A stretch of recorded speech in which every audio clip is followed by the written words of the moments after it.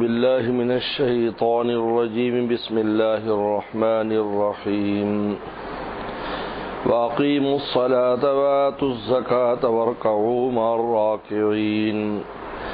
أتأمرون الناس بالبر وتنسون أنفسكم وأنتم تتلون الكتاب أفلا تعقلون.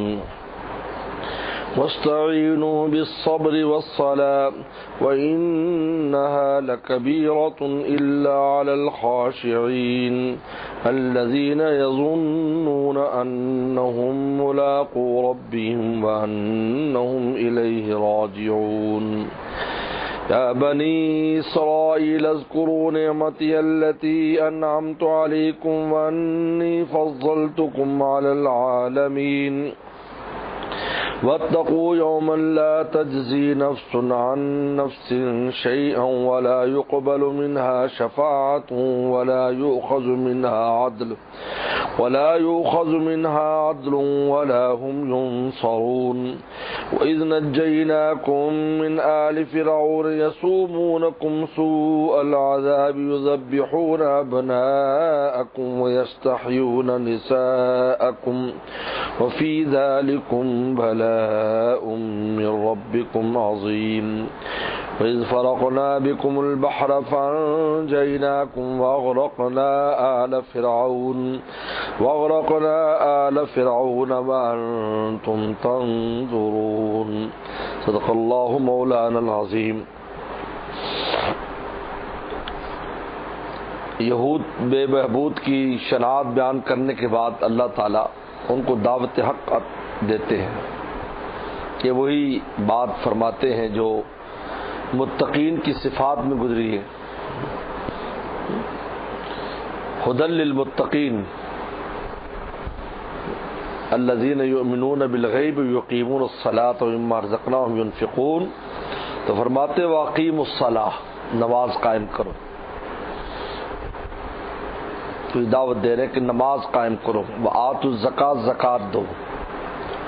ورکعوا مع الراکعین، اور رکوع کرو رکوع کرنے والوں کے ساتھ. ان میں ایمان کی دعوت بھی آ گئی، کیونکہ بنی اسرائیل کی نماز میں رکوع تھا ہی نہیں یہودیوں کی. ورکعوا مع الراکعین یعنی جیسے صحابہ نماز پڑھ رہے ایسے نماز پڑھو. تو ایسی نماز تب پڑھی جائے گی کہ وہ ایمان لائیں گے. ہمارے والد صاحب رحمۃ اللہ علیہ وہ حدیث جو ہے بخاری شریف کی جو آتی ہے، من صلی صلاتنا واستقبل قبلتنا وکل ذبیحتنا، کہ جو ہماری والی نماز پڑھے ہم اور قبلے کی طرف منہ کرے اور ہمارا ذبیحہ کھائے، وہ مسلمان ہے، مومن ہے ہم میں سے. تو اس کو مرزائی لوگ اس حدیث کو پیش کرتے ہیں کہ دیکھو ہم بھی یہی کرتے ہیں، تو اس کے مطابق ہم مسلمان ہیں. تو ہمارے والد صاحب فرماتے تھے کہ من صلی صلاتنا، ہماری جیسے نماز سے مراد یہ ظاہری شکل نہیں ہے، اس عقیدے اور ایمان کے رکھ کر نماز پڑھے تب صلاتنا کہلائے گی ہماری نماز. اور اس عقیدے کے ساتھ قبلے کی طرف رخ کرے اور اس عقیدے اور عقائد کے ساتھ ہمارا ذبیحہ کھائے. تو وہ عقیدہ ہی جب الگ ہے تو ظاہری شکل ایک ہونے سے یہ حدیث اس پر صادق نہیں آئے گی. یہاں ورکعوا مع الراکعین کہہ کر اللہ تعالیٰ نے اشارہ دے دیا کہ نماز یہ نہیں کہ تم اپنی والی پڑھو، تمہاری نماز میں تو رکوع ہی نہیں ہے، لہذا ہماری والی نماز پڑھو، یعنی صحابہ والی نماز. تو پڑھیں گے تو پہلے ایمان لائیں گے تو پھر نماز پڑھیں گے. تو اس میں ایمان کی دعوت بھی ہے. تو یؤمنون بالغیب ویقیمون الصلاۃ ومما رزقناہم ينفقون، یہ بالکل وہی دعوت ہے جو متقین کی صفات اس سپارے کے شروع میں، اس سورت کی شروع میں بیان کی گئی. اس کے بعد اگلی آیت میں ان کے علماء کی شناعت بیان کر رہے ہیں. علماء کی، ان کے جو علماء تھے یہود کے علماء، لوگوں کو نیکی کا حکم دیتے تھے، خود عمل نہیں کرتے تھے. لوگوں کو صدقات خیرات کا حکم دے رہے ہیں، بلکہ یہاں تک بھی وہ لوگ کہ جو ان میں مسلمان ہو جاتے، یہ اسلام کی طرف ان کا رجحان ہوتا تو ان کی بھی تائید کرتے کہ بالکل ٹھیک صفات ہیں، یہی صفات یہ رسول اللہ میں پائی جاتی ہیں، ایمان لانا چاہتے ہو کوئی حرج نہیں ہے، یہی ہے، لیکن خود نہیں لاتے تھے ایمان، تو اللہ نے ان کی مذمت فرمائی۔ لیکن مذمت دو باتوں پر نہیں، ایک بات پر ہے، وہ کام دو کرتے تھے، لوگوں کو نیکی کا حکم دیتے، خود عمل نہ کرتے، یہ مذمت عمل نہ کرنے پر ہے، حکم دینے پر نہیں ہے، ورنہ تو پھر انسان اس وقت تک کسی کچھ نہ کہہ سکے اور تبلیغ نہ کر سکے جب تک خود پورا عمل نہ کرے، تو اس طرح تو دین کی بات رک جائے گی۔ انہوں نے کہا کہ بلکہ حکیم محمد تھانوی نے تو فرمایا علاج ہی نفس کا یہ ہے کہ جو بات اس میں خامی ہو اس کو خوب بیان کرے تاکہ اس کو حیا آئے اور یہ بھی عمل پر اترا ہے۔ تو یہاں پر جو رد ہے اتامرون الناس بالبر، کہ کیا تم حکم دیتے ہو لوگوں کو نیکی کا، بر میں نے نیکی ہر طرح کی نیکی، بر بہت عام ہے، لفظ بہت عام ہے، ہر طرح کی نیکی مراد ہے، ان میں ایمان لانا بھی مراد ہے، صدقہ خیرات بھی مراد ہے، سچ بولنا بھی مراد، سب ہے۔ لوگوں کو سچ بولنا کہتے خود سچ بولتے نہیں، رسول اللہ کی بات آتی ہے تو گول مول بات کر جاتے، حالانکہ اس وقت تک تورات انجیل میں بہت نشانیاں موجود تھی پیغمبر صلی اللہ علیہ وسلم کی، وَتَنْسَوْنَ أَنفُسَكُمْ، اور تم اپنے آپ کو بھول جاتے ہو، خود عمل کرنا بھول جاتے ہو۔ تو یہ عالم بے عمل کی شناعت بیان کی ہے، لہذا نیکی کا حکم یہ اس کی نفی نہیں کی جا رہی، یہ نفی کی جا رہی تنسون انفسکم، کہ تم اپنے آپ کو بھول جاتے ہو، خود عمل کرنا بھول جاتے ہو، اس کی مذمت کر رہے ہیں۔ وَأَنْتُمْ تَتْلُونَ الْكِتَابَ، اور تم کتاب بھی پڑھتے ہو، یعنی جب تم کتاب اللہ کو پڑھتے ہو، تورات پڑھتے ہو، تو خود عمل نہیں کرتے اس پر، اس میں جو باتیں لکھی ہیں، پیغمبر اسلام کی صفات لکھی ہیں، آخری پیغمبر کی صفات لکھی ہے، سچ بولنے کا حکم ہے، صدقہ خیرات کا حکم ہے، لوگوں کہتے خود کرتے نہیں۔ افلا تعقلون، کیا تم اتنی بھی عقل اور سمجھ نہیں ہے کہ انسان جس چیز کو دوسروں کو کہتا ہے تو خود بھی اس پر عمل کرے؟ یہاں دو باتیں ہیں، ایک ہے نیکی کا حکم دینا اور ایک ہے عمل نہ کرنا۔ تو عمل نہ کرنے کی مذمت ہے، نیکی کا حکم دینے کی مذمت نہیں ہے۔ لہذا اگر ایک آدمی عمل میں کمزور ہے اور وہ نیکی کی بات کرنا چاہے تو اس کو اس پر اجر و ثواب ملے گا، اگر اس کے ساتھ اس کو غیرت دلائی جا رہی ہے اور شرم دلائی جا رہی ہے کہ لوگوں کو کہتا ہے تو خود بھی تو عمل کرنا چاہیے۔ اصل اس لیے یہ نہیں ہے کہ انسان، اس لیے بعض لوگ ان آیات کا غلط معنی لیتے ہیں کہ جب تک عمل نہیں کر پائیں گے تو کسی کو کہیں گے بھی نہیں، ایسا نہیں ہے، کہتے رہو اور عمل کی بھی کوشش کرتے رہو۔ اب اللہ تعالیٰ علاج بیان فرماتے ہیں، علاج ان تمام بیماریوں کا، یہ جو بیماری پائی جا رہی ہے تم میں، اس کے علاج ہے وَاسْتَعِینُوا بِالصَّبْرِ وَالصَّلَاةِ، مدد حاصل کرو صبر اور صلاۃ کے ساتھ۔ صبر گناہ سے روکنے کے لیے اور صلاۃ عمل پر ہمت لانے کے لیے، کیونکہ دو چیزیں ہوتی ہیں، ایک ہوتا ہے کہ انسان برائی سے نہیں رک پاتا اور دوسرا ہے کہ اس کو نیکی کی ہمت نہیں ہوتی۔ اللہ نے دونوں علاج بتائے، وَاسْتَعِینُوا بِالصَّبْرِ، صبر کہتے ہیں الحبس، کسی شے سے رکنا، اس کا نام حبس کو کہتے ہیں صبر۔ یہ کہتے ہیں کہ فلانے کو صبرن قتل کر دیا گیا، بہت آتا ہے عربی زبان میں، صبرن حجاج بن یوسف نے 90,000 انسانوں کو قتل کیا، صبرن یعنی مطلب ہے قید کر کے، حبس کر کے اپنے سامنے قتل کروائے۔ یہ صبر کا معنی حبس ہے، رکنا، یعنی المعصیات، معصیت سے اپنے نفس کو روکنا، حبس النفس عن المعصیت، معصیت سے نفس کو روکنا۔ تو وَاسْتَعِینُوا، مدد حاصل کرو بالصبر، صبر سے، یعنی اپنے نفس کو گناہوں سے روکو، اس سے تمہیں مدد ملے گی،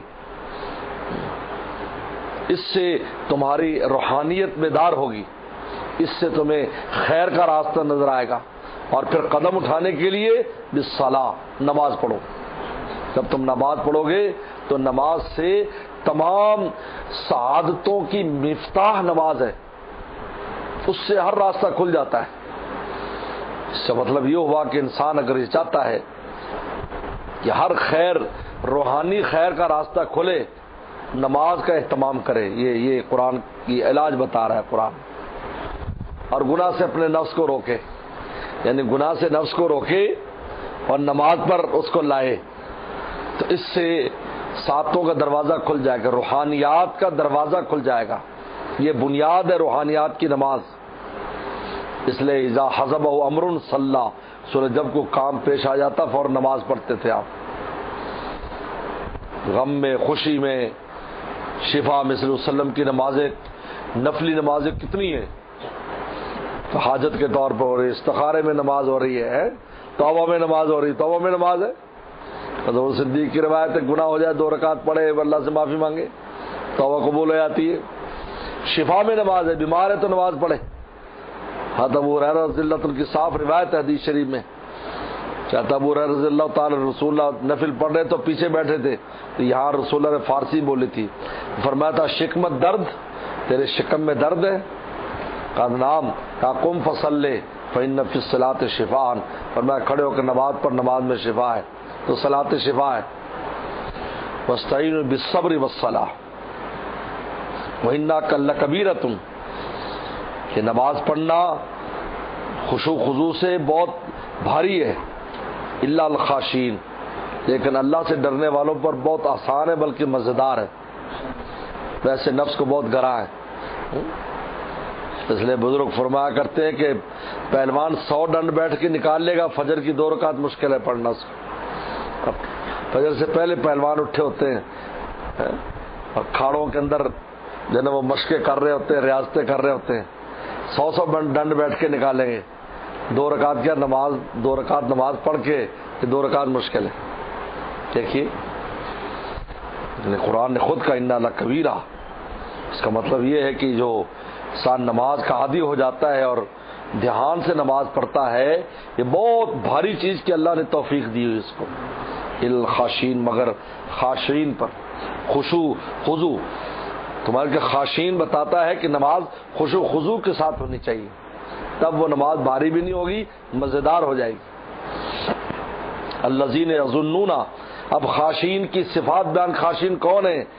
الذین یظنون، جن کا گمان یہ کہ انہم ملاقو ربہم، کہ وہ اپنے رب سے ملاقات کریں۔ یظنون یقین کے معنی میں، یہ نہیں کہ ظن ہے بلکہ یقین ہے ان کو کہ اپنے رب سے ملیں گے۔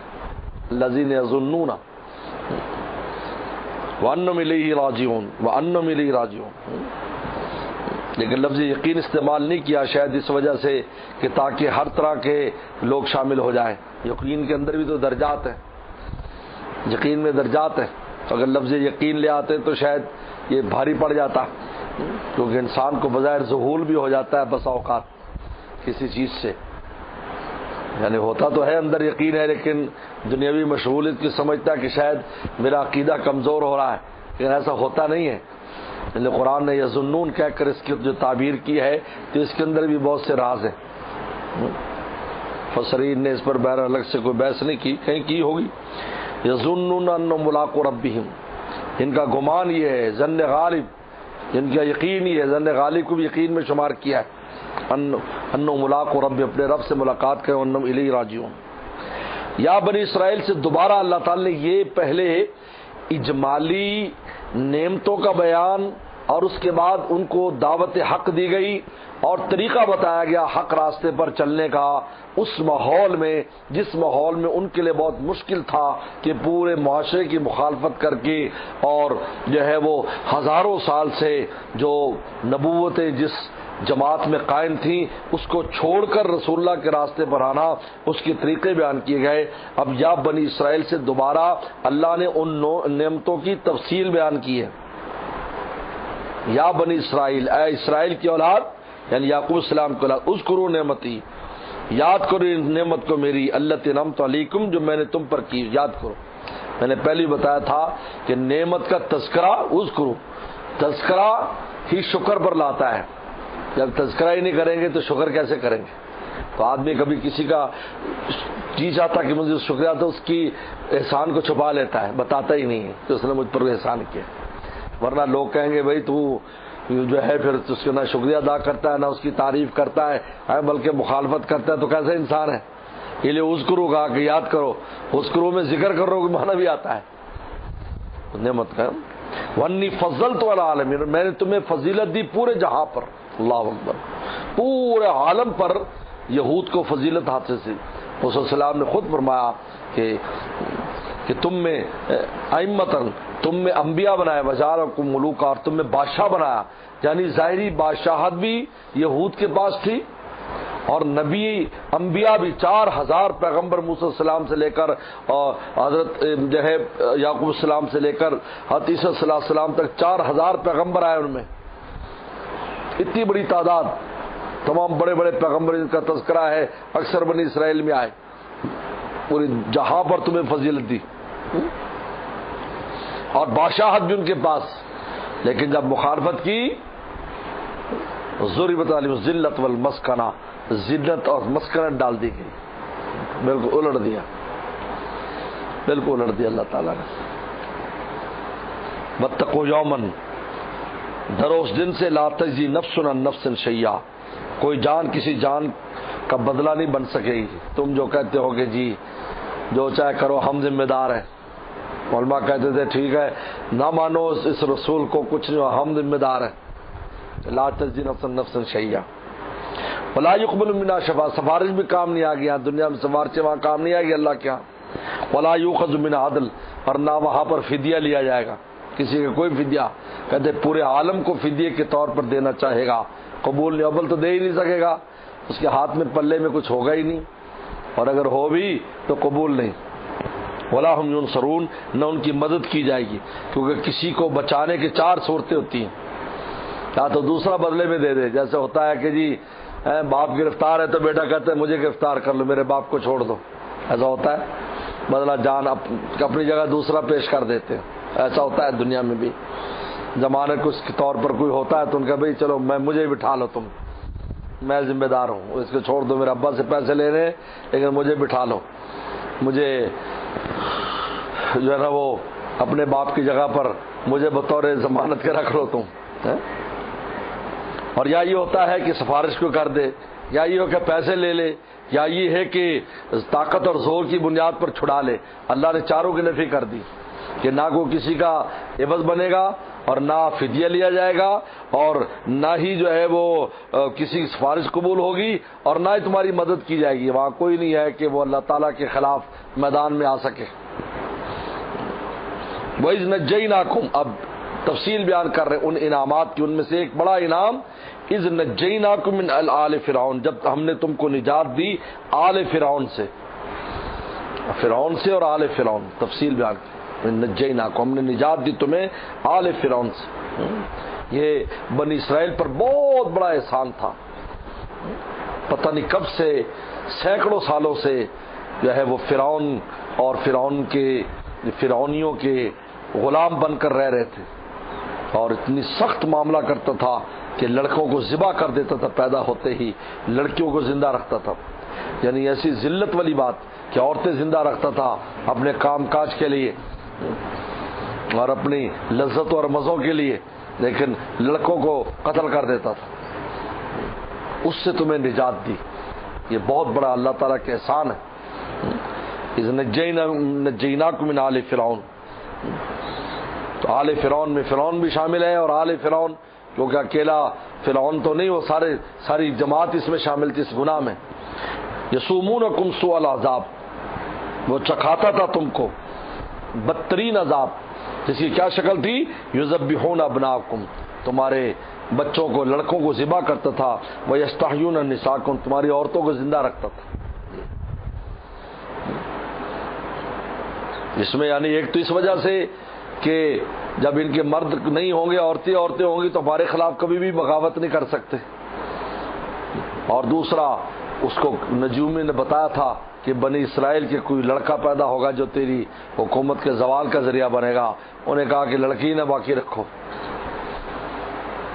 اب بعض میں آتا ہے کہ 1 سال کرتا تھا اور 1 سال نہیں، جس سال وہ کرتا تھا اسی سال موسیٰ صلی اللہ علیہ وسلم پیدا ہوئے، اور پھر ان کو دریا میں ڈال دیا، پورا واقعہ ہے۔ اور پھر حضرت موسیٰ علیہ السلام کے آنے کے بعد بھی یہ کام کرتا تھا، وہ آپ کی بعثت کے بعد بھی یہ کام کرتا تھا، تکلیف دینے کے لیے۔ وہ تکلیف دینے کی، کیونکہ اس سے بہت تکلیف سے بڑھ کر کیا تکلیف ہے کہ نوزائیدہ بچہ پیدا ہو اور ماں باپ کے سامنے اس کو ذبح کر دیا جائے، سوچنے کی بات ہے۔ آج ایک واقعہ دنیا میں ایسا چھوٹا سا پیش آ جائے، پورا عالم میں کیا غلغلہ مچ جاتا ہے اور کیا شور مچ جاتا ہے۔ قرآن بیان کرتا ہے اس کا تو دائماً یہ عمل تھا، فوجی پھرتے رہتے تھے، اس کے جہاں بچہ پیدا ہوا لڑکا ہے فوراً لے لیتے اور وہیں ذبح کر دیتے، اس کو ذبح کر کے جاؤ بھائی یہ لو۔ اللہ فرمایا یہ کوئی معمولی ہمارا انعام نہیں ہے تم پر۔ وفی ذالکم بلاء من ربکم عظیم، فی ذالکم، اور اس میں بلاء، یہ بلا کا لفظ بھی عجیب ہے، یہ عربی والی بلا ہے، یہ اردو والی بلا نہیں ہے۔ حضرت تھانوی رحمہ اللہ فرماتے ہیں کہ ہمارے دماغ میں جو کہ اردو گھسی رہتی ہے تو قرآن کے الفاظ کو بھی اردو پر لے جاتے ہیں، لہذا بلا کا معنی انعام بھی آتا ہے عربی زبان میں، اور بلا کا معنی مصیبت بھی ہے۔ فی ذالکم، اس نجات دینے میں بلاء، ہمارا بہت بڑا احسان ہے اور تمہارے رب کی طرف سے، بلاء عظیم من ربکم، تمہارے رب کی طرف سے بہت بڑا انعام ہے۔ تو یہاں بلا انعام کے معنی میں ہے۔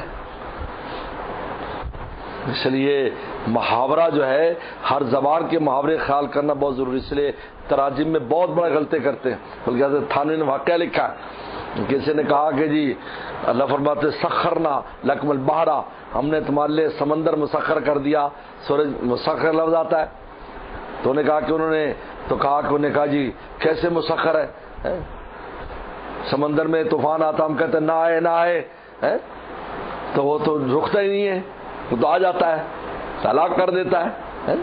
آسمان کہتے بھی نہ اتنی بارشیں نہ برسات، بجلی نہ کڑکے، بجلی نہ گرے، وہ پھر بھی گرتی ہے۔ تو اگر یہ مسخر ہوتا تو یہ ہماری مانتا۔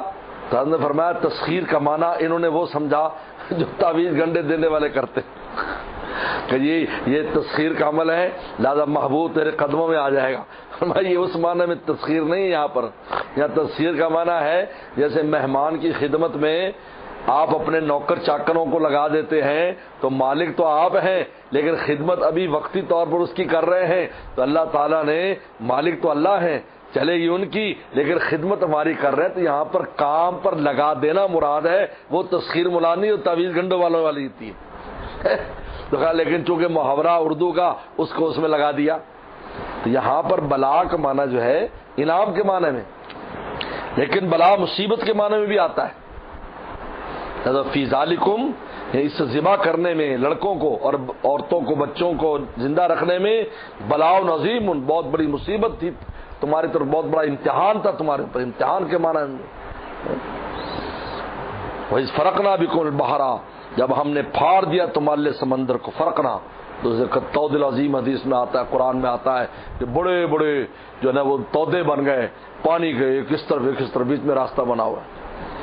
فَانْجَيْنَاكُمْ، ہم نے تمہیں نجات دے دی، وَغْرَقْنَا آلَ فِرْعَوْنَ، اور آل فرعون کو ہم نے غرق کر دیا، کیونکہ پیچھے آل کا بیان تو آگے بھی آل لائے، اس کا مطلب یہ نہیں کہ فرعون غرق نہیں، پہلے تو فرعون ہی غرق ہوا ہے، نہ کہ قرآن نے دوسرے مقام پر کہا الیوم ننجیک ببدنک، کہ اس کے بدن کو اللہ نے باقی رکھا، باقی سب ڈوب گئے، اس کے بدن کو باقی رکھا، کیونکہ فرعونی سینکڑوں سال سے غلام تھے، تو ان کے دل پر اس کا اتنا روب داب تھا جو اس کی میت اگر نہ دکھائی جاتی تو سمجھتے شاید وہ زندہ ہے، اور پھر وہم وسوسے کرتے اور ڈرتے۔ اور آپ کو پتا ہے بنی اسرائیل میں تو اس قسم کی جو ہے نا وہ بہت چیزیں پائی جاتی تھیں، شرارتیں اور جو ہے بزدلی اور کتنی ساری خامیاں ان کے اندر تھیں، اس لیے کہ ابن جوزی نے لکھا ہے کہ غلام قوم کے اندر ہر طرح کی جو ہے نا وہ روحانی بیماریاں اور خامیاں پیدا ہو جاتی ہیں، جس طرح ہم لوگوں کا حال ہے، یہ ساری خامیاں اسی وجہ سے، یہی حکمران قوم بن جائے تو ساری ختم ہو جائیں گی، یہ عجیب ہے۔